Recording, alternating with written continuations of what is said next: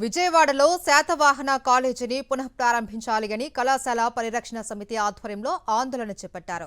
విద్యార్థుల భవిష్యత్తుతో ఆటలాడొద్దు అని కాలేజీని యథాతథంగా కొనసాగించాలి అని డిమాండ్ చేశారు. విజయవాడలో రియల్ ఎస్టేట్ మాఫియా పెరిగిపోయి ప్రభుత్వంలో ఉన్న నేతలే కళాశాల భూములను కబ్జా చేయాలి అని చూస్తున్నట్లు ఆరోపించారు. వెంటనే ప్రభుత్వం శాతవాహన కాలేజీ స్థలాన్ని స్వాధీనం చేసుకుని పరిరక్షించాలి అని కోరారు.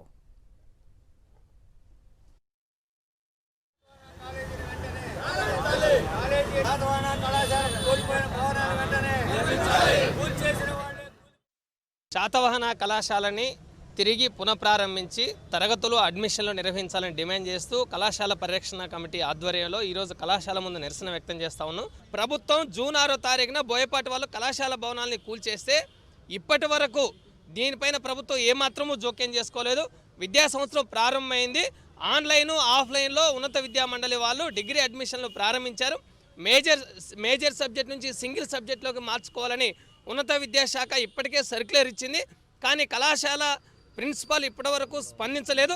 సింగిల్ మేజర్లోకి మారాలి, అడ్మిషన్లు ప్రారంభించాలి, లేకపోతే ప్రభుత్వమే కళాశాలని స్వాధీనం చేసుకొని కళాశాలని ప్రారంభించాలి, నిర్వహించాలి.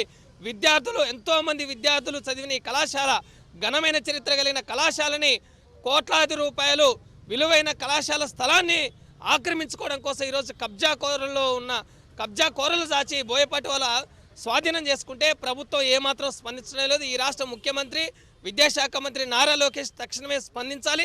కళాశాలని ప్రభుత్వం స్వాధీనం చేసుకోవాలి, లేకపోతే ఉన్నత విద్యామండలి ద్వారా కళాశాల అడ్మిషన్లు ప్రారంభమయ్యేందుకు ప్రభుత్వం చొరవ చూపాలని మేము డిమాండ్ చేస్తా ఉన్నాం.